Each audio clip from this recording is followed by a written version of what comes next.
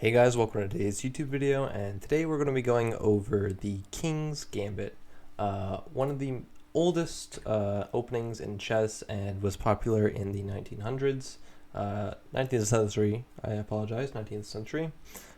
It was so-called refuted by Bobby Fischer, but we're going to be going over the Fischer defense and seeing how you can equalize or get a relatively equal position. I shouldn't say equalize, but we're going to go over the Kaiseritsky variation, the Museo Gambit, the Quake Gambit, and then finally the Fischer defense, because that's the one I've seen most commonly. We're going to start off with the Kaiseritsky Gambit, which starts off at e4, e5, King's Gambit after f4, and King's Gambit accepted, which is the most common move by far, e takes f4. And you're going to move your knight out to f3 to prevent queen to h4 check, which is devastating. They protect their pawn later on. Like, for example, if you play d4, that hits the pawn, so they protect it preemptively with g5. You play h4 to undermine the g-pawn, and after g4, you play knight to e5. Now, the most common variation is knight to f6, simply protecting the pawn on g4. Any other move kind of just loses it. For example, if you play f5, I think taking is actually wrong. You just have bishop c4 to attack the f7 square, and you already have a big advantage. If they try and defend it any other way, you kind of just have bishop c4 to attack the f7 square, and if they play f6, then you just take with the knight. So after knight to f6, bishop c4, again attacking the f7 pawn, which is a big idea in the King's Gambit. And after d5, which is also very common in these kinds of openings to counter-strike in the center against the bishop, you take on d5 with the center pawn, with the e-pawn I should say, and after bishop to d6 to protect the pawn from pushing forward, you play d4 to support the knight, and you are now hitting this pawn, getting ready to castle, play actively. So after black castles, you take the pawn, and then after knight to h5 to attack the bishop, you simply play g3, and if they take, then you just take back, and now you have immense pressure along the g file. Once you reach this position, essentially you just want to castle and develop, and you have a equal position. And you can study this on your own. You can study like other common moves that you might see. For example, here, if you see knight to c6, then you play t4.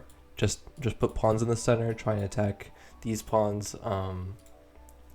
Most of the time, it's actually you're just playing very principled.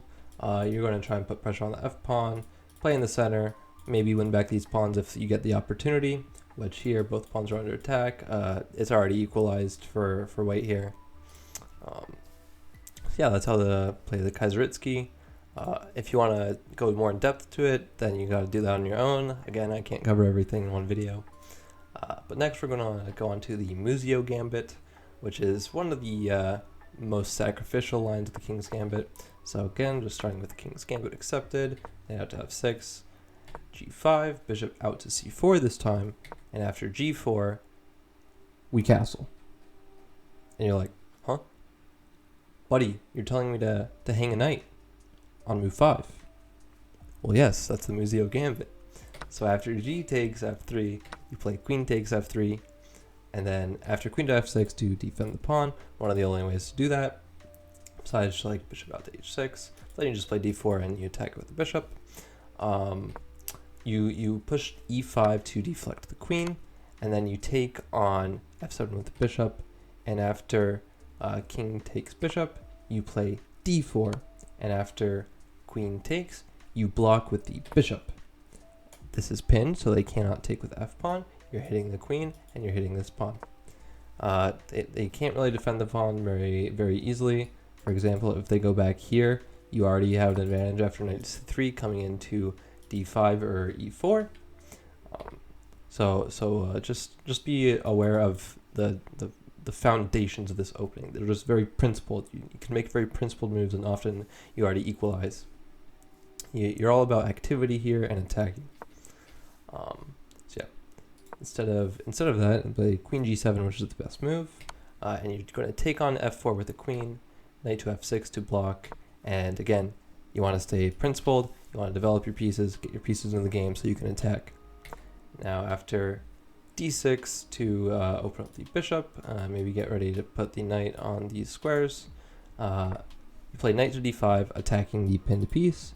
Again, the principle, put pressure on the pinned piece is there, and you're also attacking the c7 square to maybe pick up the exchange. I mean, you're already down 2 pieces here, so you got to be kind of aware of that. Don't really go for the rook per se, but it is kind of a bailout if you absolutely need at least some material. So after bishop to e7 to defend the knight, you take on c7. I know I just said don't go for the rook, but it's a free pawn. There's no reason not to take the pawn. I'm not saying take the rook, just take the free pawn. After knight to c6, you play queen to c4 check, preventing the king from running away to the g file.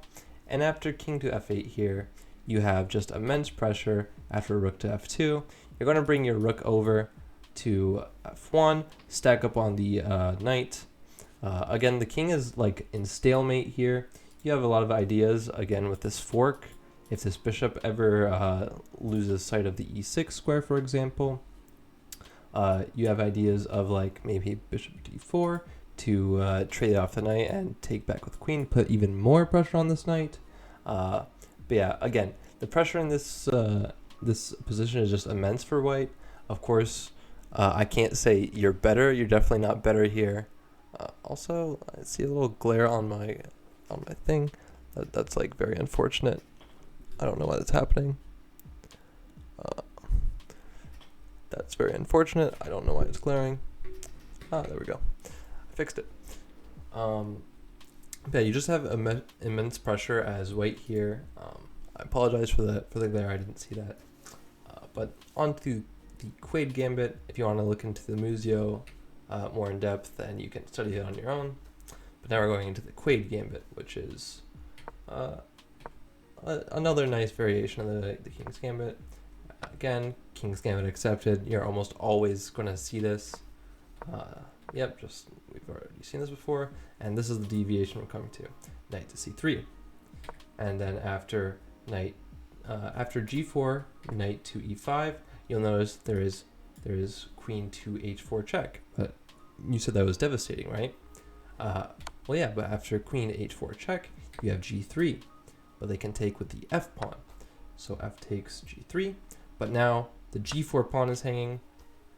And then next you're going to ask me g2. They're going to promote while also taking a rook. Right. So you take their queen, and then they take your rook. So by move 8, you've told me to lose a rook. Okay, now what? Okay, well now you're going to go for checkmate, because checkmate is more important than material. So after queen to h6, you are simply going to checkmate if black does not defend, and the only way to defend that in any good way is knight to h6. So after knight to h6, you play d4, opening up the attack on the knight, and after d6, you take on h6, d takes knight, and you take on f8. And after king takes f8, which is the only move to keep material advantage, then you take on, sorry, you don't take. You give a check on h6, force the king back to e8, and long castle.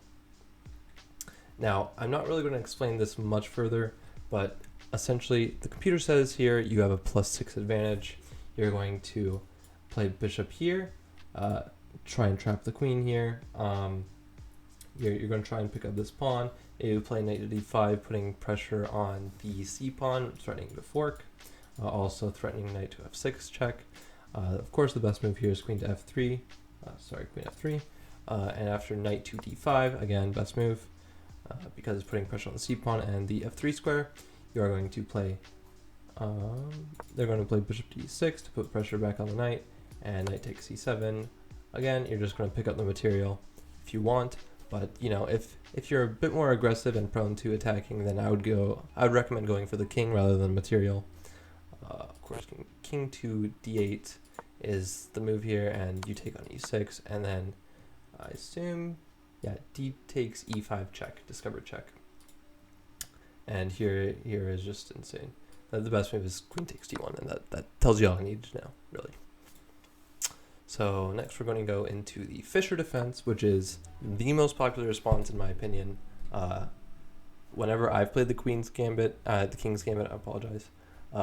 This is what I faced. Like, nobody actually plays like the mainline stuff. So e5, yeah, this is just the normal stuff we've seen so far, and then this is the Fischer variation, d6, and Bobby Fischer says this refutes the King's Gambit and the King's Gambit loses by force, but I'm here to say that no, you just equalize. So you're going to take the center with d4, very principled. After g5 to defend the pawn, you're going to play h4, g4, this is normal, and the idea of the d6 is now you can't go to e5. If you go to g4, your knight gets trapped after f6.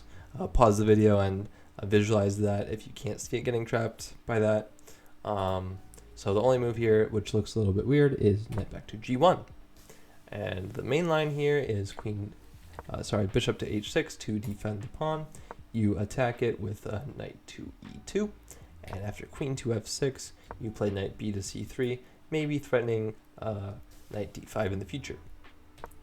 Now after c6, to stop the knight from going to d5 or b5, you play g3, just attacking the f pawn here, putting more pressure on it. It's a little bit pinned right now. If they take, then you just take on g3 with the knight, and after bishop takes c1, you take with the rook, and this position is equal. You have pressure on the pawn. You can castle kind of easily.